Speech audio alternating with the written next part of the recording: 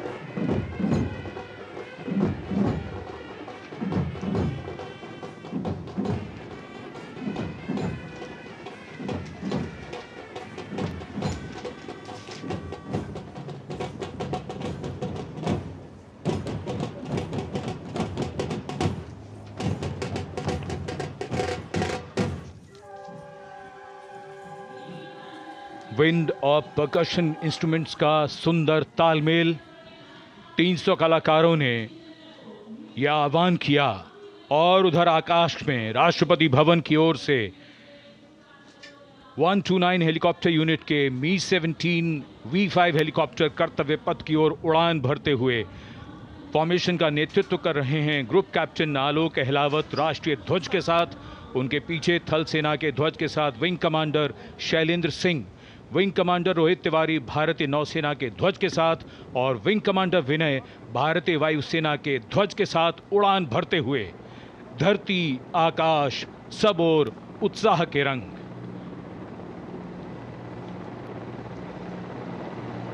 और आकाश से हो रही है पुष्प वर्षा।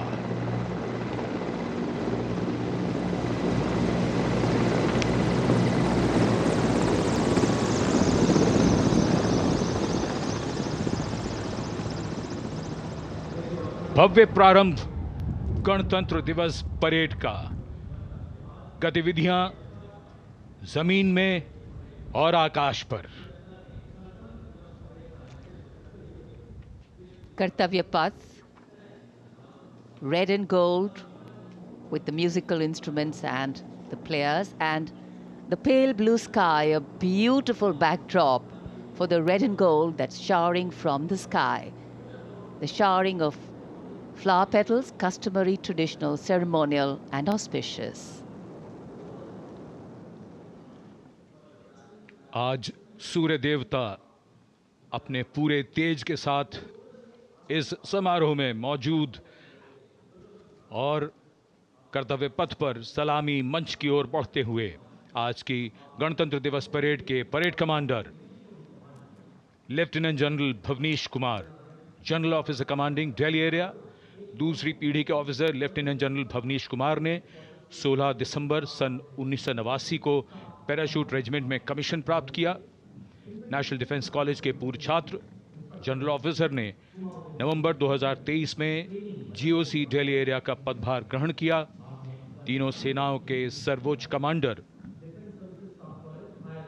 राष्ट्रपति जी के सामने सलामी देने के लिए बढ़ रहे हैं परेड कमांडर। इस बार संयोग और गर्व की बात यह भी है कि परेड कमांडर के सुपुत्र परेड में अश्वारोही दल का नेतृत्व संभाल रहे हैं। Parade commander lieutenant general Bhavnish Kumar.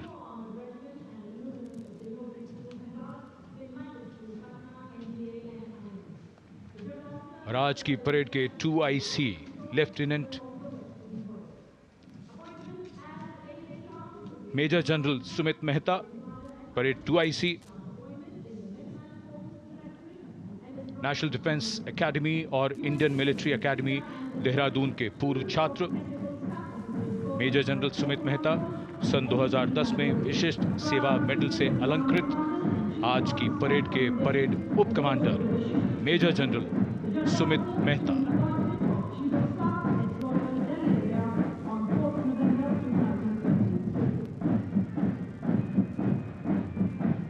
Parade commander और परेड 2IC के लिए बहुत बड़ा गौरव, सम्मान और दायित्व गणतंत्र दिवस परेड की अगुवाई करना।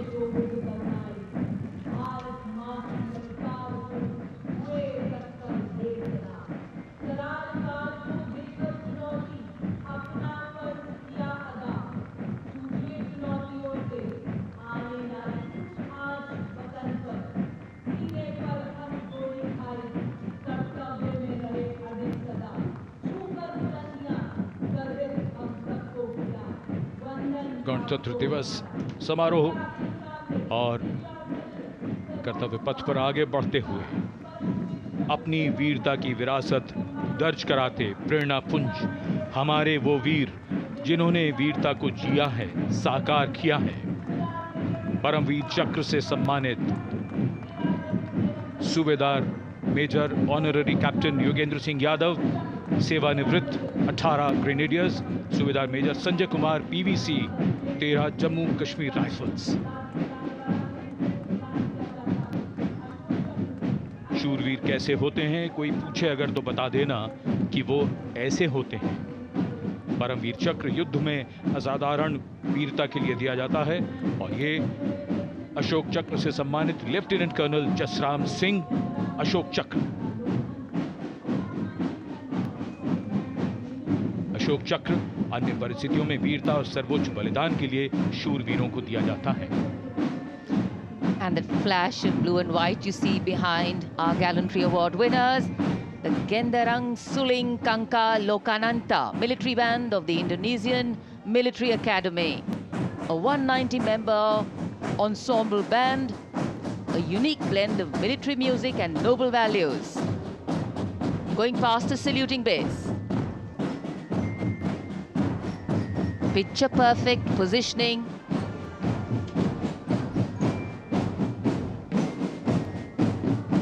What a visual treat.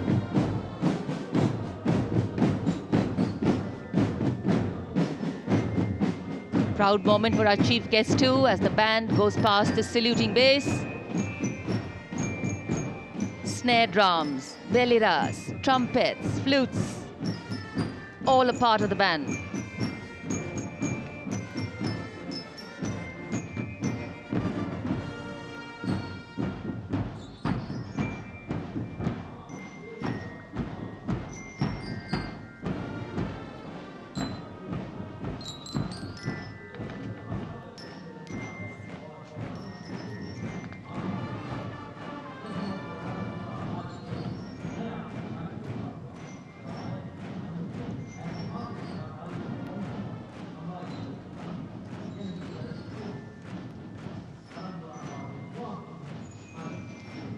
Behind their band,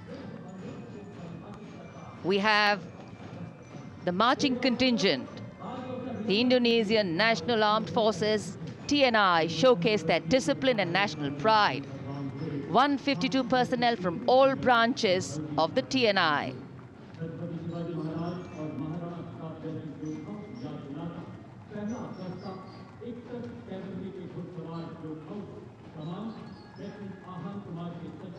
Meticulous training, synchronized steps, perfect timing.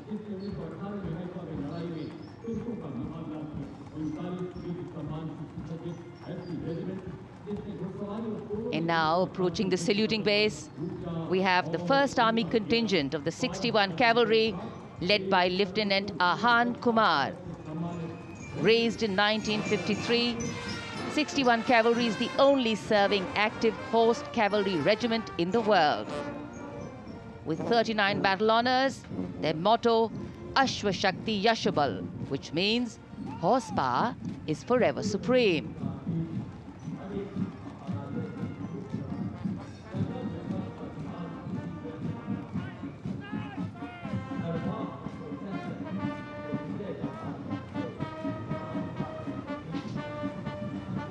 A flash of gold in the sky, a flash of gold on Kartavya Path.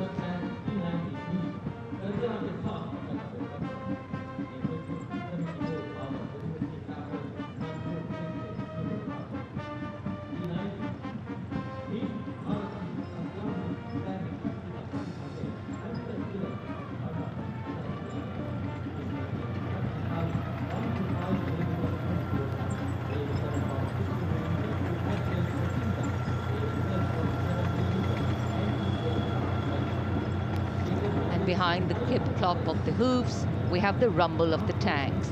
The mechanized columns, leading the mechanized columns, the T-90 Bhishma, the main battle tank, commanded by Captain Navjot Singh Atwal of 74 Armored Regiment, a symbol of India's cutting-edge military prowess.